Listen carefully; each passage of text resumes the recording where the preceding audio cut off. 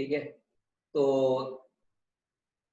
This is the syllabus that is shared with us on LMS। ये syllabus आपके LMS में है, पढ़ा होगा, आप उसको डाउनलोड कर सकते हो। वैसे तो कोई खास बड़ी बात नहीं कि जो कॉन्सेप्ट्स इसमें लिखे हैं उसको हमने बुक के साथ मैच करने हैं, ठीक है। तो let us start with chapter number 1। आपने अभी चैप्टर नंबर 1 जैसे ही आप ओपन करोगे, इसके कंटेंट्स में जाओ, जो रोमन में 13 पेज नंबर तक में लिखा हुआ है, ठीक है। तो आप ई बुक में उसके हिसाब से दे सकते हो। The first topic is what operating systems do, ठीक है, ये आपके सिलेबस में है। सेकंड बिल्कुल सेम मैच हो रहा है, ये वाला कंप्यूटर सिस्टम ऑर्गेनाइजेशन, गैल्विन में भी यही टॉपिक है, कंप्यूटर सिस्टम ऑर्गेनाइजेशन। थर्ड है कंप्यूटर सिस्टम आर्किटेक्चर, जो गैल्विन में भी है, बिल्कुल सेम एज इट इज है। Then operating system structure, Galvin में भी ऐसे ही लिखा हुआ है, operating system structure. Then operating system operations, ये भी गैल्विन में एज इट इज ऐसे ही दिया हुआ है। Next is process management, memory management, storage management, ये भी गैल्विन में सीधा ऐसे ही दिया हुआ है। Protection and security. अब जो आपने एक्सक्लूड करना है गैल्विन का टॉपिक, दैट इज मेरे पास हार्ड कॉपी में है चैप्टर 1.10 का kernel data structures. Kernel data structures आपके सिलेबस में नहीं है, तो उसको आप क्रॉस कर सकते हो कि कर्नल डेटा स्ट्रक्चर्स आपके सिलेबस में नहीं है। नेक्स्ट इज कंप्यूटिंग इन्वायरमेंट्स, ये भी गैल्विन में एज इट इज है, ठीक है, ये भी गैल्विन में एज इट इज है। तो हो सकता है मैंने एक आधा टॉपिक नहीं करवाया होगा, तो वो हम बाद में देख लेंगे। क्लियर? तो ये that is all about chapter number 1 यहां तक। Any doubts? देखो, जब भी थ्योरी के क्वेश्चंस आपने MST के लिए या EST के लिए प्रिपेयर करने हैं, 3 चीजों का आपने ध्यान रखना है। फर्स्ट वन इज वर्किंग, के जैसे मान लो पीयर टू पीयर उसकी वर्किंग क्या है। सेकंड वन इज डायग्राम, उसकी डायग्राम आपको दिखानी ही है। एंड थर्ड है एडवांटेजेस एंड डिसएडवांटेजेस, जो अगर एडवांटेजेस डिसएडवांटेजेस उसके गिवन है तो उसको आपने ध्यान में रखना है। So that is all about chapter number 1। अब चैप्टर नंबर 2 जिसका नाम है सिस्टम स्ट्रक्चर्स, आगे वहां से स्टार्ट होगा। तो उसमें फर्स्ट टॉपिक है आपका ऑपरेटिंग सिस्टम सर्विसेज, ये एज इट इज आएगा, ठीक है। User and operating system interface, ये भी गैल्विन में एज इट इज है। System calls, types of system calls, ये भी एज इट इज है। सिस्टम प्रोग्राम्स, ये भी एज इट इज है। Operating system design and implementation, ये भी एज इट इज है। And then is operating system structure, ये भी एज इट इज गैल्विन की बुक में है। 2.8 से लेके 2.10 तक आपके सिलेबस में नहीं लिखा हुआ। 2.8 से लेके 2.10 तक आपके सिलेबस में नहीं लिखा हुआ, लेकिन जो 2.10 है सिस्टम बूट, वो आपका चैप्टर 1 में कवर हो रहा है, तो सिस्टम बूटिंग के बारे में आपको पता होना चाहिए। तो दैट मीन्स 2.7 तक आपने चैप्टर सेकंड से करना है। 2.8, 2.9 एंड 2.10 नहीं आ रहा, लेकिन 2.10 के बारे में आपको वैसे मालूम होना चाहिए। तो that is all about chapter 2। अब चैप्टर 3 की बारी आ गई। चैप्टर 3 में आपके पास क्या है? In chapter 3 we have process management या प्रोसेस कॉन्सेप्ट का अभी यहां पर है।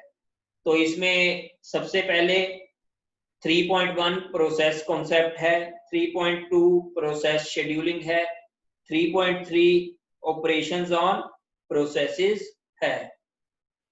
Then chapter 3.4 that is inter process communication, जो हमारा पेंडिंग है, हमने अभी क्लास में नहीं किया, इसको अभी हम करेंगे। ठीक है, इंटर प्रोसेस कम्युनिकेशन। तो यहीं तक चैप्टर 3 में से है, इसके अलावा नहीं है। उसके बाद है examples of IPC, communication in client server systems, ये नहीं है। तो आपका सिलेबस कहां तक है? चैप्टर 3.4 तक, चैप्टर 3 में से। तो इस बात का ध्यान रखना। क्लियर? नेक्स्ट है अभी chapter 4 that is multi threading programming. उसमें chapter 4.1 overview, chapter 4.2 multi core programming, chapter 4.3 multi threading models. सिर्फ चैप्टर 4.3 तक है, मल्टी थ्रेडिंग मॉडल्स तक आपका सिलेबस है, इसके अलावा नहीं। चैप्टर 4 में से 4.1, 4.2 एंड 4.3, उसके बाद आपका कोई भी सब टॉपिक सिलेबस में नहीं है।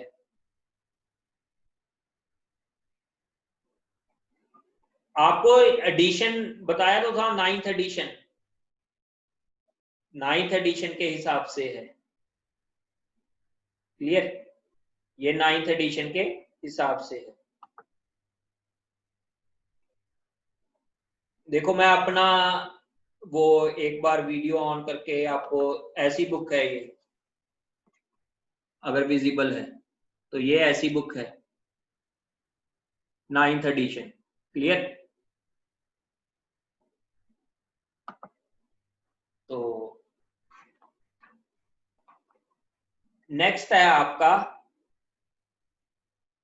Process scheduling. एडिशन 8 चलने को तो चलेगा, बस आपको जो उसकी ई बुक है 9th एडिशन की, उसके साथ मैच कर लेना। 1-2 टॉपिक्स का फर्क होगा, ज्यादा नहीं। या फिर जो मैं 4.1, 4.2, 4.3 बता रहा हूं, इसमें नंबरिंग का फर्क हो सकता है, लेकिन आप मैच यहां से सिलेबस से कर सकते हो उसको। ठीक है, नेक्स्ट है अभी प्रोसेस शेड्यूलिंग। ये देखो basic concept, scheduling criteria, scheduling algorithms, multi processor scheduling, ये मैंने करवा दिया है। एल्गोरिदम इवेल्युएशन को एक बार के लिए आप पढ़ोगे, और ये इतना इंपॉर्टेंट भी नहीं है, ना ही एमएसटी पॉइंट ऑफ व्यू से, ना ही ईएसटी पॉइंट ऑफ व्यू से। इसको करवाऊंगा तो सही मैं 10-15 मिनट में, लेकिन ये इतना इंपॉर्टेंट नहीं है, लेकिन हम फिर भी इसको कवर करेंगे। तो हमारा यहां तक सिर्फ एल्गोरिदम इवेल्युएशन प्रोसेस शेड्यूलिंग में पेंडिंग है।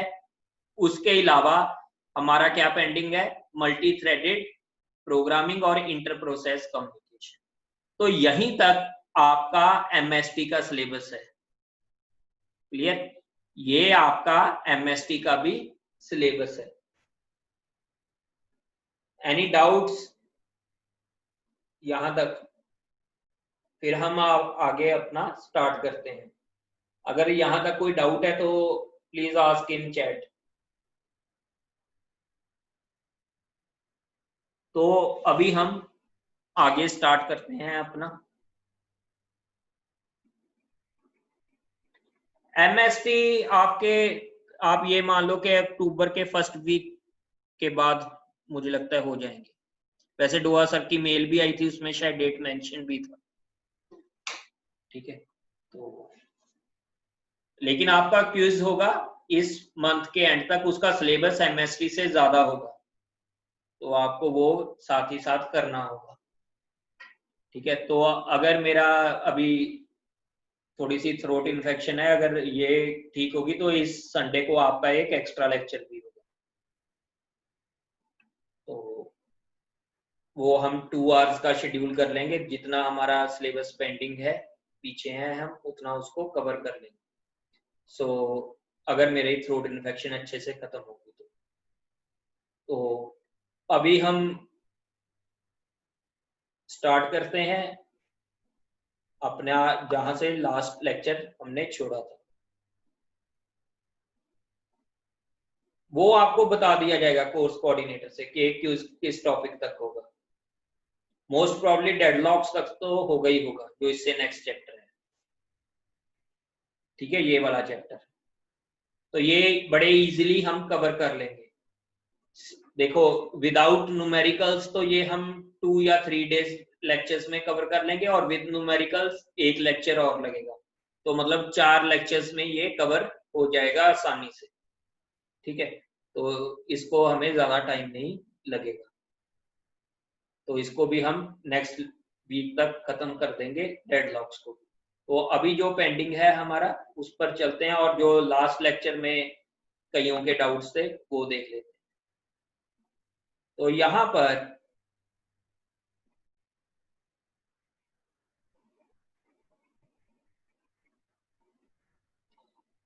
न्यूमेरिकल्स की वेटेज वैसे अभी कोर्स कोऑर्डिनेटर ने बताई नहीं, लेकिन जनरली 50% तो होती है। 50% न्यूमेरिकल्स, और एमएसटी के लिए आपके पास अगर आप न्यूमेरिकल्स देखोगे तो क्या बचते हैं, एक तो प्रोसेस शेड्यूलिंग के ऊपर और एक फॉर्क के। ठीक है, तो मेजरली 2 हैं, या ज्यादा से ज्यादा कोई प्रोसेस स्टेट्स पर डाल सकता है, लेकिन उसके ऊपर उसको भी हम न्यूमेरिकल नहीं बोलेंगे, वो कॉन्सेप्चुअल क्वेश्चन होगा। क्लियर? या तो फॉर के ऊपर आपको कोई प्रोग्राम दिया जा सकता है, या प्रोग्राम की आउटपुट प्रेडिक्ट करनी, या फॉर के ऊपर आपको क्वेश्चंस मिल सकते हैं, या फिर प्रोसेस शेड्यूलिंग के ऊपर आ सकते हैं। क्लियर? तो हमने लास्ट लेक्चर में ये किया था।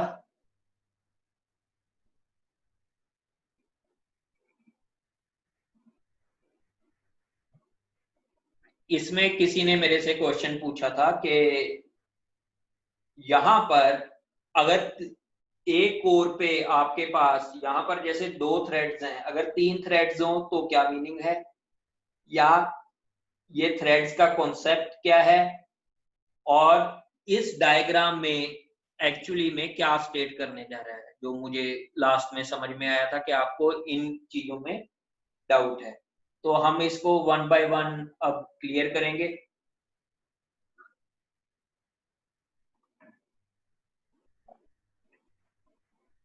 देखो मैं अब चैप्टर नंबर 4 है जो आपका थ्रेड्स, उसको स्टार्ट कर रहा हूं, और उसी को इससे रिलेट करूंगा।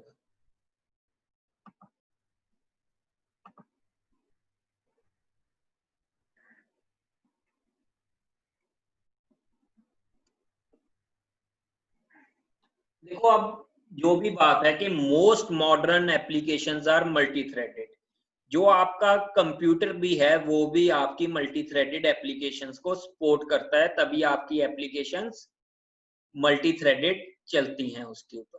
देखो आपके पास कोई भी एप्लीकेशन को मल्टी थ्रेडिंग के लिए, एक तो फर्स्ट वन कि आपके पास हार्डवेयर उसको सपोर्ट करना चाहिए। हार्डवेयर में क्या होगा, जनरली प्रोसेसर्स आपके पास अगर मल्टीपल होंगे तभी आपकी मल्टी थ्रेडिंग सपोर्ट की जा सकती है। सेकंड, आपका सॉफ्टवेयर, आपका मतलब जो भी आपने प्रोग्राम कोड किया है वो भी मल्टी थ्रेडिंग को सपोर्ट करना चाहिए। ठीक है, ऐसा ना हो कि आपके पास हार्डवेयर तो अवेलेबल है लेकिन जो आपने प्रोग्राम किया है वो मल्टी थ्रेडिंग को सपोर्ट ना कर रहा हो, तो इस चीज का पैरेलल प्रोसेसिंग का आप कोई भी यूज नहीं उठा पाओगे। अब यहां पर ये जो एग्जांपल है, ये एग्जांपल है आपके पास, देखो multiple task with in the application can be implemented bye separate threads, जैसे डिस्प्ले को अपडेट करना, डेटा को फेच करना, spell checking, answer on network request. इससे भी सिंपल है कि आपके पास ब्राउजर है, सभी लोग ब्राउजर यूज करते हो, उसमें वेब पेज डिस्प्ले हो रहा है, साथ ही में तो यहाँ पर इमेजेस आ रही हैं, टेक्स्ट आप सपोर्ट कर रहे हो, ठीक है, उस वेब पेज में लिंक्स हैं, और क्या है, वीडियोस डिस्प्ले हो रही हैं, साथ ही साथ एड्स डिस्प्ले हो रही हैं। तो मल्टीपल टास्क आपके एक वेब पेज पे हो रहे हैं, तो ये कैसे सपोर्ट किए जा सकते हैं, using multiple threads, using multiple threads. अब हमने ये बात तो कर ली कि ये थ्रेड्स है, लेकिन हमने थ्रेड्स को डिफाइन नहीं किया कि व्हाट आर थ्रेड्स और ये होते क्या हैं। तो यहाँ पर आपको देखना है कि ये जो सारी आपकी डिफरेंट टास्क हैं, इसको आप मल्टीपल प्रोसेसर्स के तौर पर भी ले सकते थे, लेकिन processors are heavy weight while threads are light weight. ये बात इंपॉर्टेंट है और इसको हमेशा ध्यान में रखनी है कि threads are light weight processes. Threads क्या है? लाइट वेट प्रोसेसेस भी इसको बोला जाता है। तो अगर क्विज में क्वेश्चन आ जाए कि लाइट वेट प्रोसेसेस को मैच करो भी, कौन सी नीचे ऑप्शंस दी हैं, तो आपने हमेशा थ्रेड्स के साथ मैच करना है। तो लेकिन अभी तो सिर्फ ये बताया है, इसको हमने आगे डिस्कस नहीं किया। ठीक है, ये डायग्राम क्या रिप्रेजेंट कर रही है कि क्लाइंट सर्वर ने के पास आपने रिक्वेस्ट करी, threads are a part of process. आप बोल सकते हो कि एक प्रोसेस के मल्टीपल थ्रेड्स होंगे, तो पार्ट ऑफ प्रोसेस ही बोल सकते हो। ठीक है, लेकिन अभी इस पॉइंट को मैं बताऊंगा। देखो क्वेश्चन था इनका, बता देता हूं, फिर कईयों को दिखता नहीं। Threads are part of process, तो थ्रेड्स आर बिल्कुल पार्ट ऑफ प्रोसेस है, और एक थ्रेड्स के मल्टीपल एक प्रोसेस के मल्टीपल थ्रेड्स पॉसिबल हैं तभी। देखो क्लाइंट ने अब सर जैसे ही आपके थ्रेड्स कैसे इंट्रोड्यूस होंगे, जो भी क्लाइंट है या प्रोग्रामर है या यूजर है, वो रिक्वेस्ट करेगा कि अब इसको दूसरा टास्क करना है, तो दूसरे टास्क के लिए सर्वर क्या करेगा? Create new threads. तो ये इससे आपकी थ्रेड क्रिएशन होगी। तो प्रोसेस क्रिएशन भी हो सकती है, लेकिन जो प्रोसेस है वो क्या है? हैवी वेट, और जो थ्रेड्स हैं वो क्या है? Light weight. अब यहां पर थ्रेड्स के कुछ एडवांटेजेस बताए हैं इन्होंने। फर्स्ट एडवांटेज है कि अगर कोई एक थ्रेड आपका ब्लॉक हो गया, मतलब एक टास्क ब्लॉक हो गया, तो पूरे का पूरा प्रोसेस एग्जीक्यूशन के लिए नहीं बैठेगा, बाकी थ्रेड्स तो उसके चलते जाएंगे। तो क्या मतलब है कि कुछ ना कुछ रिस्पॉन्सिवनेस तो सिस्टम की रहेगी। Second, resource sharing. Multiple threads similar resources को शेयर कर रहे होंगे, जो एक प्रोसेस शेयर कर रहा है। तो वो शेयर कैसे कर सकते हैं? या तो शेयर्ड मेमोरी या मैसेज पासिंग। देखो ये जो दोनों टर्म्स है ना, इसको हम करेंगे इंटर प्रोसेस कम्युनिकेशन के टॉपिक के दौरान कि what is the meaning of shared memory. Shared memory का मीनिंग क्या है कि रैम को शेयर कर रखा है। मैसेज पासिंग, दो प्रोसेसेस आपस में कम्युनिकेट करें। तो यहाँ पर मतलब क्या होगा? दो थ्रेडेड आपस में कम्युनिकेट कर सकते हैं। Economy cheaper than process creation.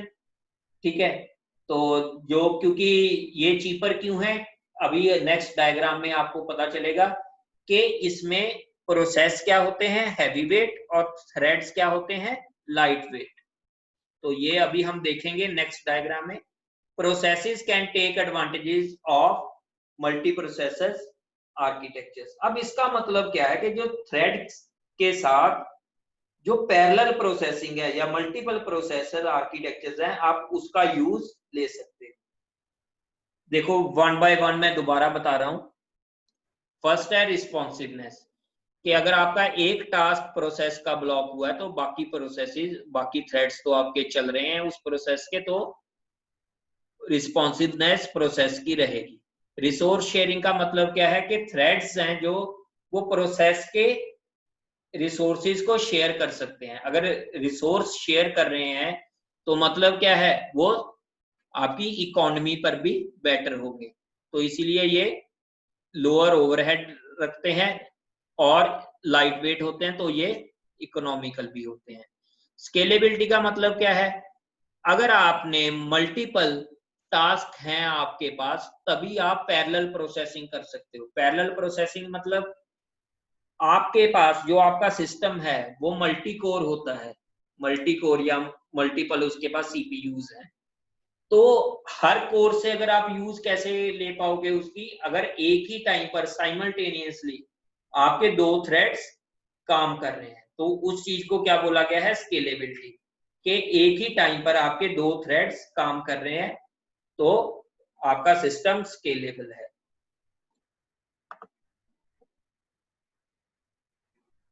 अब ये बात आ गई एक मिनट, हाँ पहले ये वाली डायग्राम मैं एक्सप्लेन कर दूं, फिर उस पीछे हम शिफ्ट होंगे। अब देखो यहाँ पर सिंगल थ्रेड है, मतलब यहाँ पर एक प्रोसेस का एक ही थ्रेड है, तो उसमें क्या चीजें शेयर हो रही हैं, code, data, files, register, stack, ये हर थ्रेड के लिए या हर प्रोसेस के लिए अलग अलग है। लेकिन जो प्रोसेस के मल्टीपल थ्रेड्स हैं, code, data and files same है, सिर्फ रजिस्टर्स और स्टैक्स उसके क्या हो रहे हैं, अलग अलग है हर थ्रेड्स के लिए। तो इसका मतलब क्या है कि जो थ्रेड है वो लाइट वेट है, क्योंकि उसकी ये वाली चीजें तो सारी शेयर्ड में है, जबकि एक प्रोसेस है वो हैवी वेट है, क्योंकि उस हर प्रोसेस के लिए separate code will be there, separate data will be there and separate files will be there. तो जबकि मल्टीपल थ्रेड्स में आपका क्या होगा, code, data and files will be shared, only registers and stacks will be separated. ये clear है आपको? इसमें यहां तक किसी को कोई डाउट हो या कुछ भी ना समझ में आया हो? Any doubt?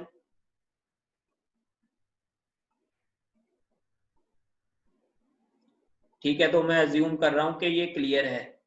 देखो मैं आपको थ्रेड्स की, प्रोसेसर एक होगा तो मल्टीपल थ्रेड्स का आप यूज नहीं कर सकते। मैं अभी बता रहा हूं कि मल्टीपल थ्रेड्स का यूज कैसे होगा। देखो मान लो आपके पास P1 P2 अभी दो प्रोसेसेस हैं, तो P1 के लिए क्या होगा, अगर आप इस डायग्राम को देखोगे तो कोड, डेटा, फाइल्स सेपरेट होंगी, रजिस्टर, स्टैक्स तो सेपरेट होंगी। तो अगर आप इसको ऐसे देखोगे,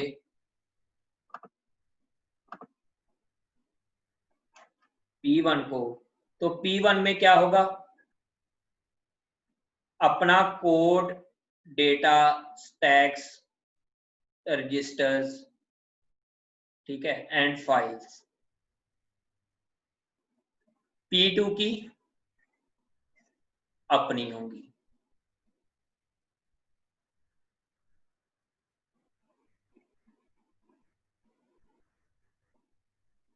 अब अगर आप मल्टी प्रोसेसिंग सिस्टम चाहते हो, तो अभी आप P1 को एक कोर या एक सीपीयू पर भेज सकते हो पैरेलली, और एक P2 को दूसरे सीपीयू पर पैरेलली भेज सकते हो, ठीक है।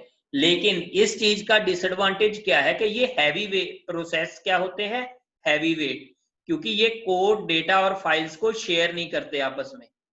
तो इसीलिए ज्यादातर क्या होता है कि अगर आपको मल्टीपल टास्क सिस्टम चाहिए तो आपका ऑपरेटिंग सिस्टम थ्रेड जनरेट करता है बजाय के प्रोसेस के। तो ये वाला सिस्टम तो हो गया आपका अभी हैवी वेट। तो अगर आप इसको मल्टीपल थ्रेड्स के मॉडल से देखोगे तो उसमें क्या होगा, कोड, डेटा, फाइल्स आपके शेयर्ड हैं और रजिस्टर्स एंड स्टैक्स आपके डिफरेंट हैं।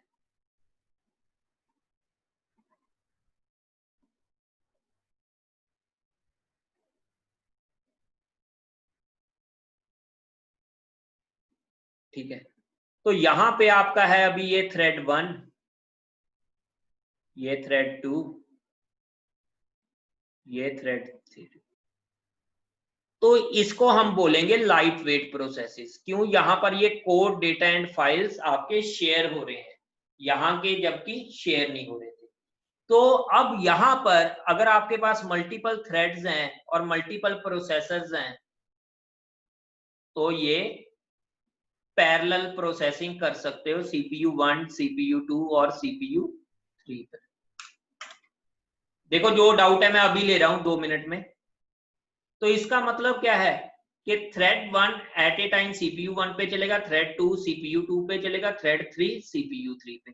ये यहां भी पॉसिबल था, लेकिन यहाँ पे एक प्रॉब्लम क्या है कि ये हैवी वेट है, तो उसकी कॉस्ट प्रोसेस क्रिएशन की ज्यादा है, जबकि थ्रेड क्रिएशन की कॉस्ट कम है।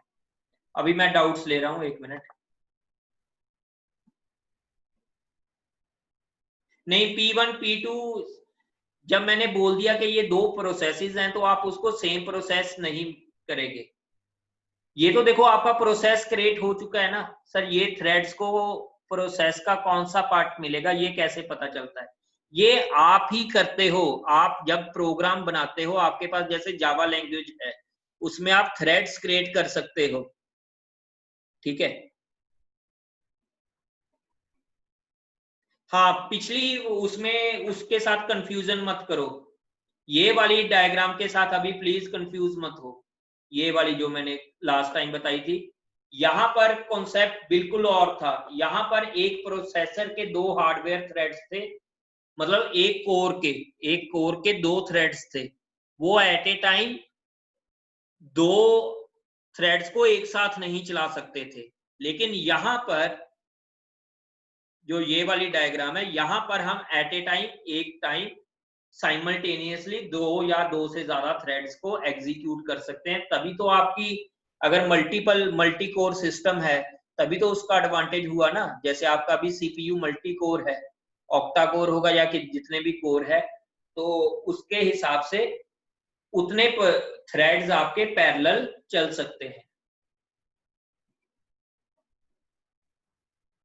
रन नहीं कर, हाँ पैरेलली रन कर सकते हैं। यहां पर सिंगल प्रोसेसर पे मल्टीपल थ्रेड्स रन नहीं कर सकते। रन कर सकते हो लेकिन वो एट ए टाइम नहीं होगा।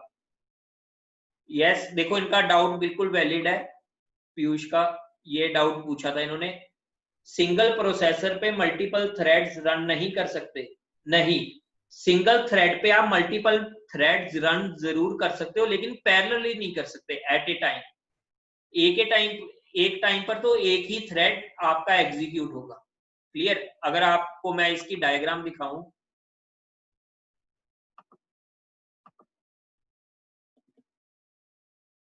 ये देखो, मान लो ये मेरा सिंगल कोर था, तो उस पे क्या था, thread 1, thread 2, thread 3, thread 4 and this round robin में ऐसे चल रहा था। अब मेरे पास मान लो डुअल कोर सिस्टम है, तो उस पे क्या है, T1 T3 T1 T3 T1 T2 T4।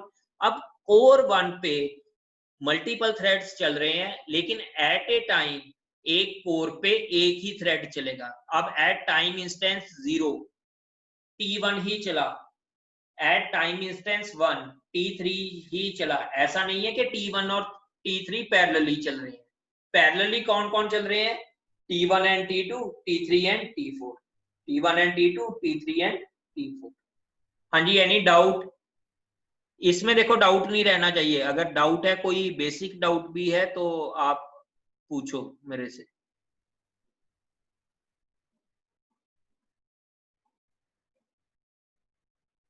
No doubt. तो इस डायग्राम को हमेशा ध्यान में रखना कि एक ही कोर पे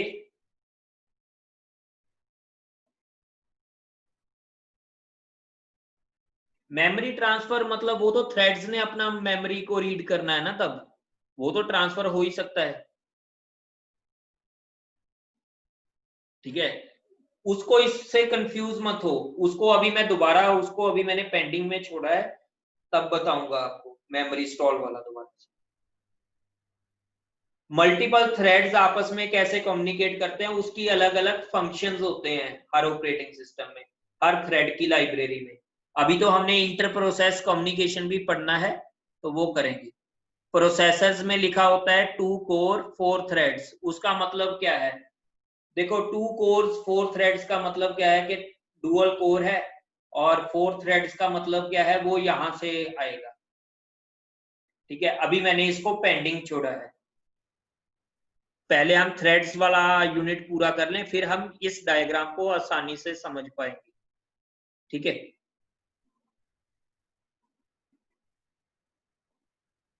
नंबर ऑफ थ्रेड्स की लिमिट होती है। देखो, हार्डवेयर थ्रेड्स की तो लिमिट होगी, सॉफ्टवेयर थ्रेड्स की लिमिट नहीं होती। मैं तभी कह रहा हूं कि कुछ क्वेश्चंस अभी हम करेंगे, तो उसके बाद आपको समझ में आएगा, ठीक है। देखो, मान लो आप जावा के प्रोग्राम बना रहे हो, आपने मल्टीपल थ्रेड्स क्रिएट कर दिए, उस पर तो कोई लिमिट ही नहीं है। लेकिन इस केस में क्या है, ये थ्रेड्स क्या जावा के प्रोग्राम के हैं? नहीं, ये आपके प्रोसेसर के थ्रेड्स हैं यहाँ। तो इसीलिए कह रहा हूँ भी अभी थोड़ा नेक्स्ट लेक्चर तक वेट करो, आपको ये धीरे धीरे सारा समझ में आ जाएगा। अभी के लिए आप सिर्फ इस डायग्राम को की तरफ ध्यान दो।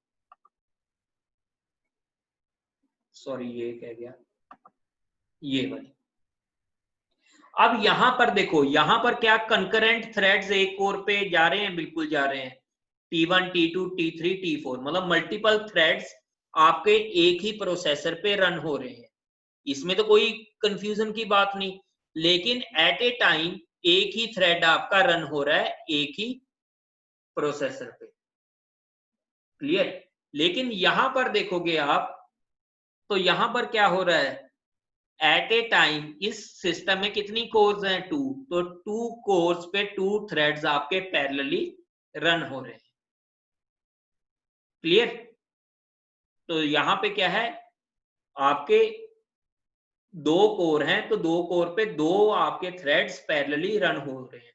तो मैं एट ए टाइम कितने थ्रेड्स को पैरेलली रन कर सकता हूं? जितनी मेरे पास नंबर ऑफ प्रोसेसर्स होंगे या जितने नंबर ऑफ कोर्स। क्लियर है ये बात? क्लियर है यहां तक? इस डायग्राम में किसी को कोई कंफ्यूजन हो? ये बेसिक डायग्राम है आपकी।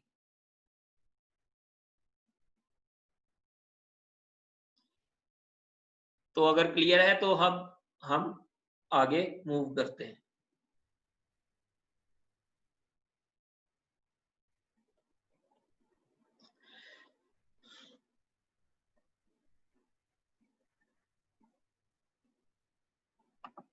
अब यहां पे देखो, ये एम्डाहल्स लॉ है, तो इसमें आपको क्या लिखा हुआ है कि identifies performance gains from adding additional cores to an application that has both serial and parallel components. अब कोई स्टूडेंट मेरे को ये बताओ कि सीरियल एंड पैरेलल कंपोनेंट्स का मतलब क्या है? यहाँ पे चैट में बताओ कि सीरियल एंड पैरेलल कंपोनेंट्स का। देखो, सीरियल कंपोनेंट्स वो कंपोनेंट्स होंगे जो सीरियली एग्जीक्यूट होंगे, उनको आपका सॉफ्टवेयर ने ऐसा किया ही नहीं प्रोग्राम कि वो पैरेलली एग्जीक्यूट हो पाए। क्लियर?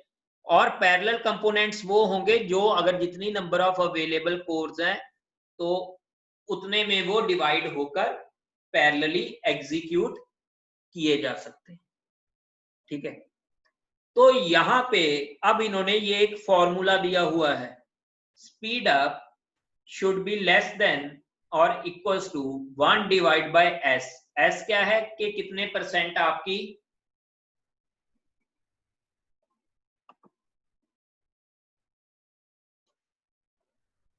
यस पैरेलल वाले तो सीरियल चल सकते हैं अगर एक ही कोर हो। यस जशन, वो तो चल ही सकते हैं। ठीक है? तो यहां पर फॉर्मूला दिया हुआ है कि speed up should be less than equal to 1 divide by S plus 1 minus S divide by N. अब आप लोगों ने एक काम करना है, यहां पे उसका एक रिजल्ट दिया हुआ है, that is if application is 75% parallel. अगर 75% उसमें पैरेलल कंपोनेंट्स हैं तो 25% सीरियल कंपोनेंट्स हैं। अगर एक से उसकी 2 कोर्स कर दी जाए तो स्पीड अप 1.6 टाइम्स हो जाता है। तो ये कैसे आया, ये सभी आप सॉल्व करके देखो इस फॉर्मूला के हिसाब से, ताकि आपको इसका समझ में आ जाए।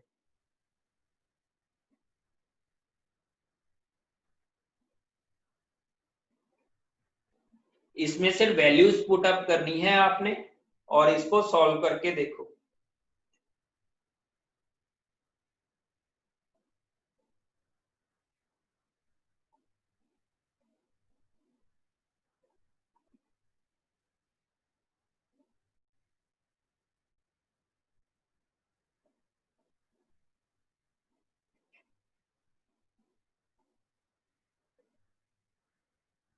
हाँ जी, क्या 1.6 टाइम्स आया सभी का?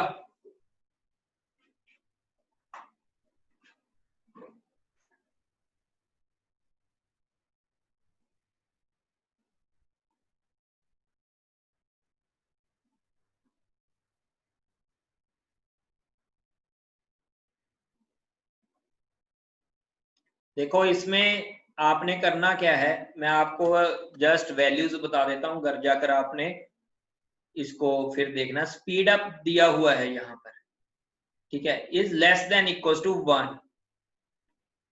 अब यहाँ पर एस की वैल्यू कितनी है सीरियल में, 25%। तो 25% को मैंने ऐसे लिख दिया, 1 minus S divide by N, मतलब जो भी पैरेलल की बातें की जाएंगी।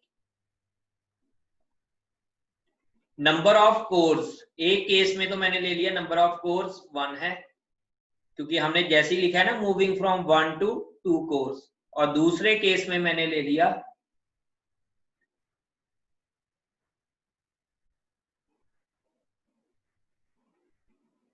तो अब इन दोनों को कंपैरिजन करके देखना कि क्या स्पीड अप अप्रोक्सीमेटली 1.6 टाइम्स बढ़ती है या नहीं बढ़ती।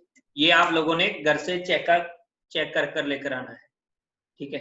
अगर किसी का आंसर आ गया है तो वो बता सकता है मुझे।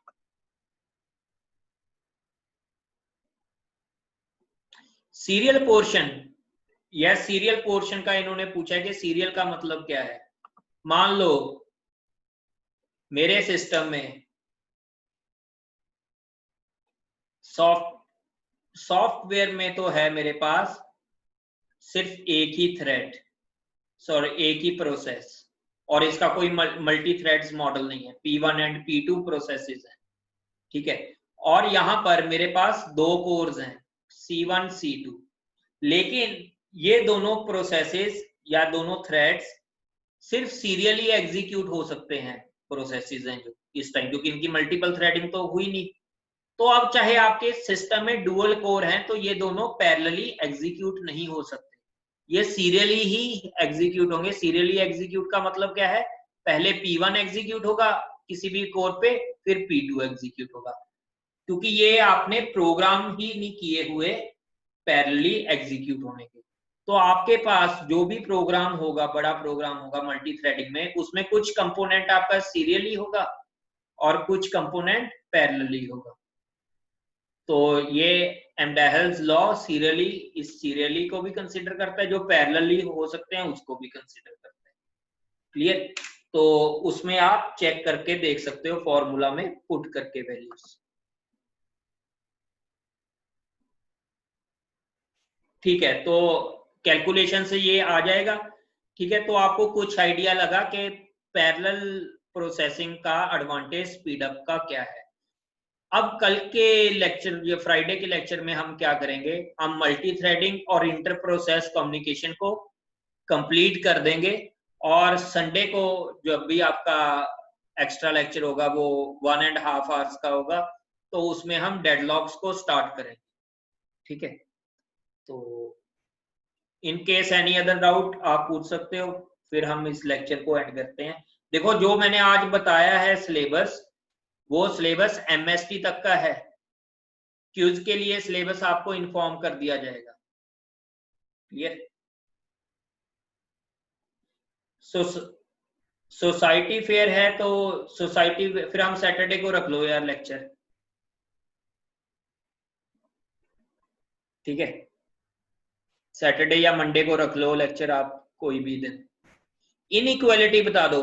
इनइक्वालिटी यहां पर इसलिए है कि आपका आइडियली जितने नंबर, अगर आपके दो, आपका सिस्टम में पूरा 100% पैरेललिज्म है, तो अगर 2 कोर्स हैं तो आपको डबल आपका एफिशिएंसी बढ़ जानी चाहिए 2 कोर्स के साथ, डुअल कोर के साथ, लेकिन एक्चुअल में ऐसा नहीं होता।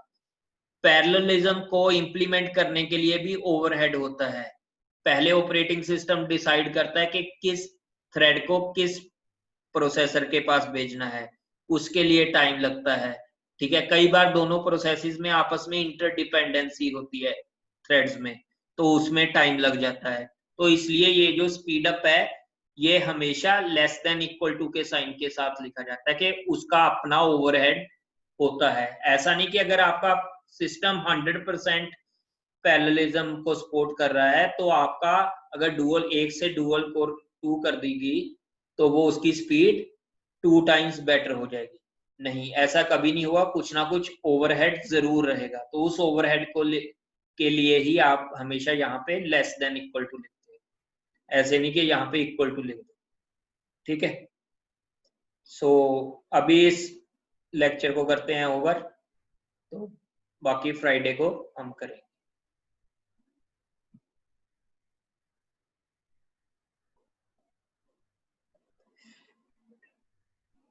थ्रेड्स किस कोर पे एग्जीक्यूट होगा उसको भी प्रोग्राम कर सकते हैं। देखो वो ऑपरेटिंग सिस्टम डिसाइड करता है, वो आप नहीं डिसाइड कर सकते, ठीक है, वो ऑपरेटिंग सिस्टम डिसाइड करता है। अब कईयों में जैसे जीपीयू है, कई प्रोग्राम्स जीपीयू की यूटिलिटी के लिए प्रोग्राम किए जाते हैं, ठीक है। तो उस हिसाब से जैसा भी उस लैंग्वेज का फ्लेवर होगा उसको वो एक ना एक, लेकिन जो मेजर कंट्रोल करेगा जीपीयू या सीपीयू को, वो आपका ऑपरेटिंग सिस्टम होगा। आपका यूजर प्रोग्राम नहीं कर सकता पूरे का पूरा डिसाइड कि किस कोर पे दिए games. Final decision operating system का ही होगा।